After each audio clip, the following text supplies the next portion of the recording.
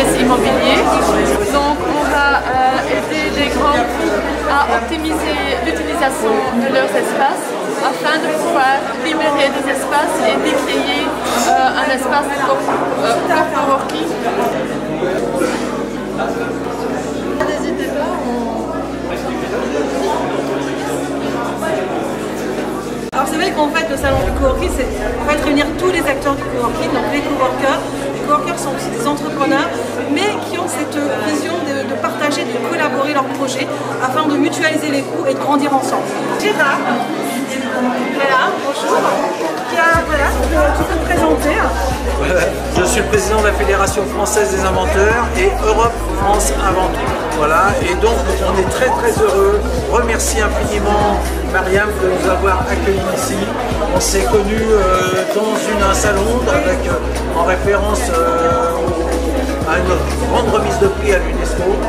Et il est évident que nous sommes très enthousiastes au fait de pouvoir participer avec Coworking Chanel donc à tout ce qu'elle peut organiser, parce que c'est un très bel outil, un outil extraordinaire. D'abord c'est du travail, mais c'est aussi de la communication nationale et internationale. Et on va développer nos chercheurs, nos inventeurs seront très heureux parce qu'ils se développent eux en start-up de venir rejoindre effectivement Coworking Chanel. Alors à savoir qu'on fait un grand salon aussi, le Grand Prix Eiffel. Ah aussi, ça a été dit, non, il faut le redire. Le Grand Prix Eiffel où Coworking sera présent avec nous. Voilà, Coworking Chanel, du 5 au 8 décembre. Vous avez la chance d'avoir rencontré quelqu'un de très important qui soutient les entrepreneurs, les coworkers, et nous aussi on va le soutenir parce que finalement on parle aussi d'innovation, et l'innovation c'est les inventeurs, les créateurs. Il n'y a rien à la base, si vous voulez, sans invention. Il faut faire la différence entre l'invention et l'innovation. Il n'y a pas d'innovation sans brevet. Une invention, c'est un brevet avec un dépôt de brevet avec recherche d'antériorité pour savoir si dans le monde, il n'y a personne qui a inventé la même chose. Voilà. Et c'est pour ça qu'il faut déposer toujours un brevet, une base à l'INP, Institut National de la Propriété Industrielle. En France, nous sommes l'inventeur du brevet à la Révolution française en 1793. Et le brevet, c'est la France et aussi les États-Unis, mais en tout cas, nous sommes véritablement des gens d'idées en France, en Afrique aussi, partout. On est d'ailleurs très étonnés parce qu'on a reçu nous avons des inventeurs venus du Bénin, du Mali, et ils ont des choses aussi extraordinaires à nous proposer et on essaye de les aider. On est prêt à aider tous ces gens-là. Voilà. Dorothée, qui est en fait un petit peu notre chroniqueuse vedette de la chaîne Coworking Channel et qui accompagne aussi salon du coworking. Exactement. Bonjour à tous. Je suis ravie, Myriam, de se retrouver. Ça fait un petit moment qu'on n'a pas fait de vidéo ensemble. Donc aujourd'hui, mon rôle, ça va être d'interviewer les exposants et les personnes présentes sur le salon. Donc on m'a installé un petit studio juste derrière vous. Voilà. Et donc voilà. Donc là, en fait, je suis en train de débriefer avec tout le monde.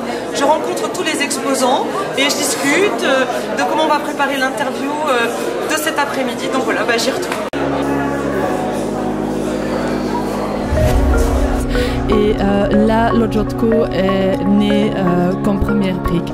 Donc c'est une performance immobilière. Donc on va voir avec d'autres corporates pour optimiser leur patrimoine immobilier. Donc, il existe depuis 3 éditions et c'est la 3e édition pour laquelle nous sommes présents à leur côté. D'accord.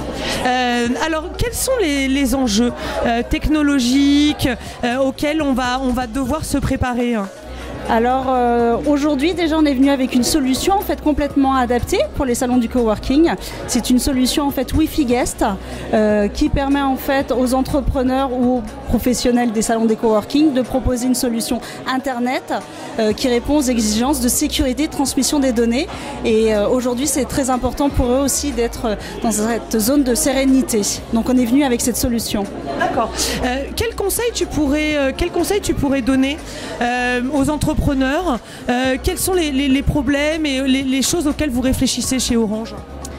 Ce à quoi on réfléchit, c'est surtout la 5G qui va arriver au printemps de l'année 2020. C'est toute la partie pédagogique qu'on va pouvoir leur apporter pour qu'ils puissent bien se projeter sur comment en fait cette 5G va pouvoir les accompagner dans leur business. Donc c'est vrai que les premiers essais qui vont être faits au printemps seront décisifs pour pouvoir être un vrai levier, que la 5G soit un vrai levier pour leur business. Alors moi je suis très optimiste de ce mouvement de liberté et de cette volonté de vouloir travailler ensemble et autrement. Parce que ça a des conséquences sur le vivre ensemble. Mon enjeu, c'est d'accompagner aussi bien les collectivités territoriales qui ont un rôle très important dans ce mouvement, mais aussi les grands groupes qui sentent le besoin de leurs salariés pour évoluer et faire changer leur modèle. Et donc, moi, mon enjeu, c'est d'accompagner ces deux parties prenantes pour en fait répondre soit aux citoyens, soit aux salariés. Tu es coworker dans l'atelier des médias qui est un espace de coworking à Lyon.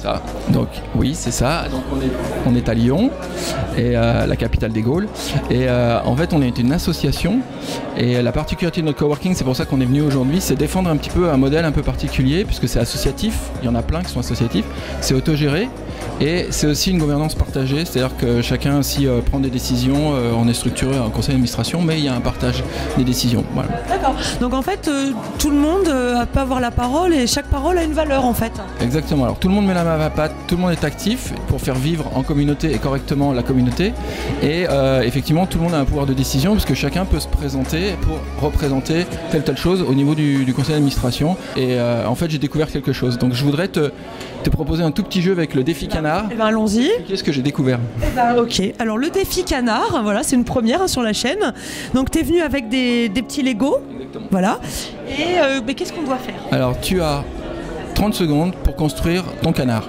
Ok. Un canard qui te représente, c'est ton canard. On y va? Allez, c'est parti. Donc il y a l'œil, ouais, exactement. Alors si tu tiens le micro, ça va être difficile. Si tu veux, je te tiens le micro. Allez, tu me tiens le micro. Vas-y. C'est collaboratif, comme vous pouvez le constater. Donc. Allez, spontané. Représentation de ton canard. Ouais. Ça, c'est ma représentation de mon canard. Moi, il a un petit côté décalé. Et toi, il a un petit côté ramassé sur les... Bah, c'est ça que toi, on dirait un canard, alors que moi, pas trop, en fait. Ouais, tout à fait. Et ça, en fait, c'est l'expression de chacun est différent, c'est la diversité. Donc nous, ce qu'on essaye de faire dans le coworking, c'est que chacun puisse respecter la diversité de l'autre, mais tout en vivant en communauté et dans l'entraide, et en essayant de créer quelque chose au-delà de nos boulots différents, c'est essayer de créer une dynamique, et ça fonctionne bien parce qu'on n'a pas d'enjeux économiques les uns par rapport aux autres.